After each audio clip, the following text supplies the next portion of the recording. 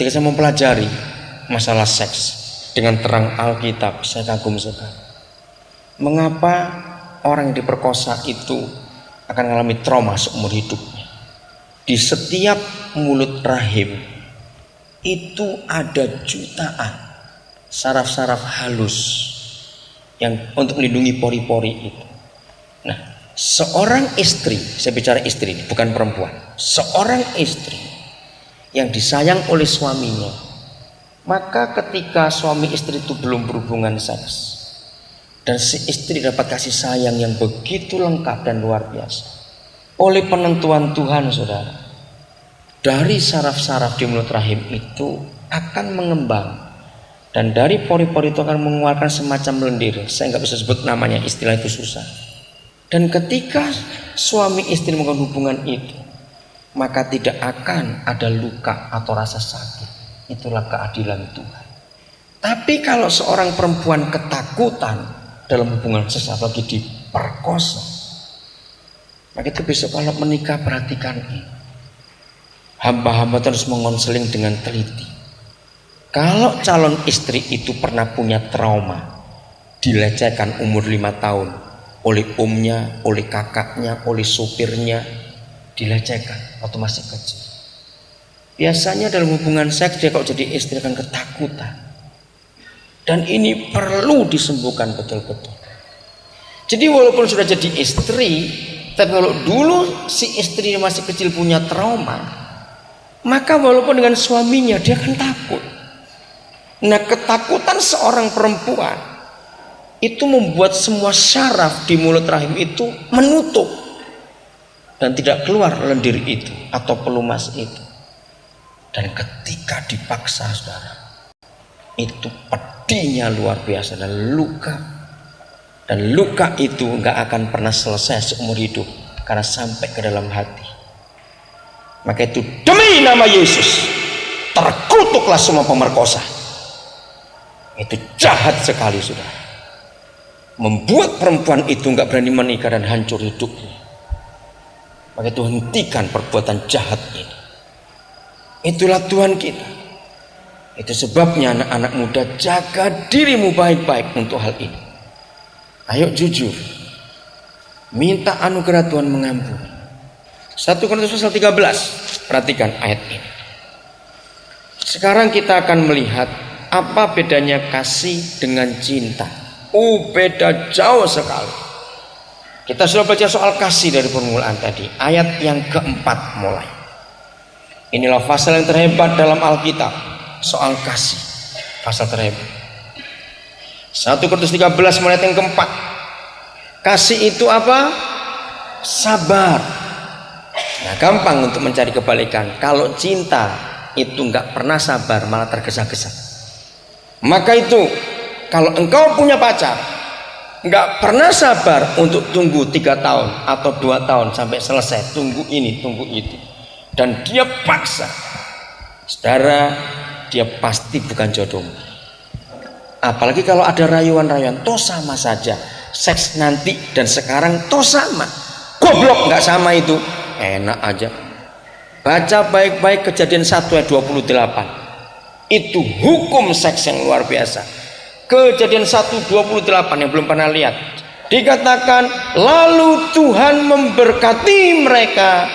Setelah diberkati dan dia berfirman, beranak cuculah. Jadi tidak boleh ada seks sebelum ada pemberkatan nikah.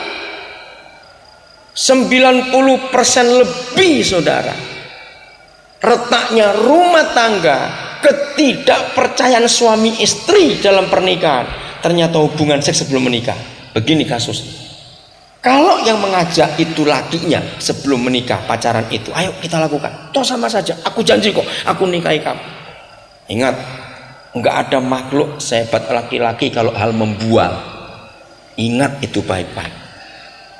Itu jangan termakan gombalnya laki-laki itu. Betul, laki-laki itu makhluk yang paling hebat sekali kalau meraih.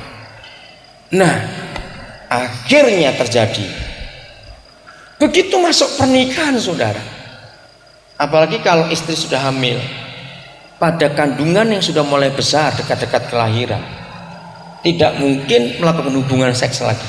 Itu tidak mungkin. Nah, ketika si istri hamil anak pertama dan dia sadar dia nggak bisa melayani suaminya, hampir 100% kecurigaan seorang istri pada suaminya itu terjadi waktu kandungan anak pertama. Saya teliti itu kenapa bisa begini, karena dia ingat yang lalu. Kalau dulu dia paksa aku, berarti suamiku ini orang yang istilahnya itu gila seks betul. Aku nggak bisa melayani dia, sekarang aku sudah mengandung. Jangan-jangan nggak ada kepercayaan lagi. Begitu pula sebaliknya, walaupun jarang, tapi ada. Kalau waktu pacaran pihak perempuan yang memaksanya, sama suami nggak akan bisa tenang kalau dia pergi tanpa istrinya. Jangan-jangan kalau dia dulu dengan aku berani, kalau aku nggak ada mungkin dengan orang lain. Saudara renungkan, maka itu bagaimanapun seks sebelum pernikahan itu kutuk, saudara.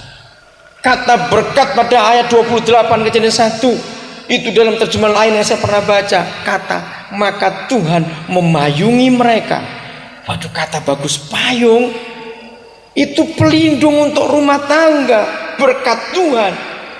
Maka itu kalau seks duluan, maka payung itu bocor, saudara. Rumah tangga itu penuh dengan malapetaka karena kenajisan dulu yang masuk, bukan kekudusan berkat Tuhan. Begitu, jangan dibalik. Kasih itu sabar kalau cinta itu tergesa-gesa. Yang kedua, kasih itu apa? Murah hati. Kalau cinta itu pelit. Pokoknya cinta itu kebalikannya terus. Kasih itu tidak cemburu. Kalau cinta, wah, cemburuannya luar biasa.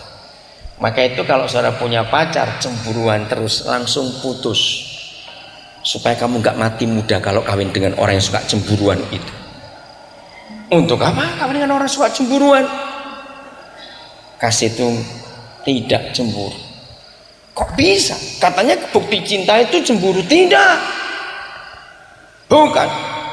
Cemburu itu hanya untuk Tuhan dengan gerejanya. Yang berikut, kasih itu tidak memegahkan diri dan tidak sombong. Woi, kalau cinta membual semua. Mau datang pakai mobil, ternyata mobil tetangga. Jangan membual. Cinta itu sombongnya cerita.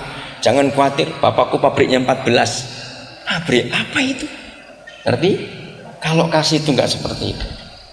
Ayat 5. Kasih tidak melakukan yang tidak sopan. Tapi kalau cinta sangat tidak sopan. Contoh-contoh kecil saja. Kalau sampai orang tua pihak perempuan sudah berkata, jangan lewat jam 9 pacarmu itu suruh pulang. Itu kalau cinta akan bilang racun aja bapakmu. Itu kalau cinta sangat tidak sopan. Sudah dalam hal yang aneh-aneh. Saudara, saya mau katakan begini. Orang yang jatuh cinta itu jari-jari tangannya kekuatan voltasenya 240.000 volt. Itu orang yang jatuh cinta, benar saudara.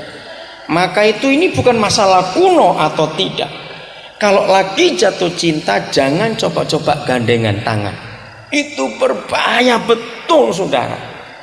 Kalau saudara gandeng mayat tidak masalah, karena mayat gak bisa merangsang. Ini serius saya berkata. Karena begitu jatuh cinta ingin pegangan, ini sudah lain urusannya. Ayo jujur, nggak usah pura-pura. Pendeta aja begitu kok, apalagi yang tidak. Bayangkan itu. Karena jari-jari kita ini penuh kekuatan luar biasa. Maka itu kalau gandengan tangan tidak boleh, pegang pundak juga tidak, pegang apapun jangan sekali-kali. Pintu dosa ada di tangan kita. Maka itu kalau kasih itu sopan.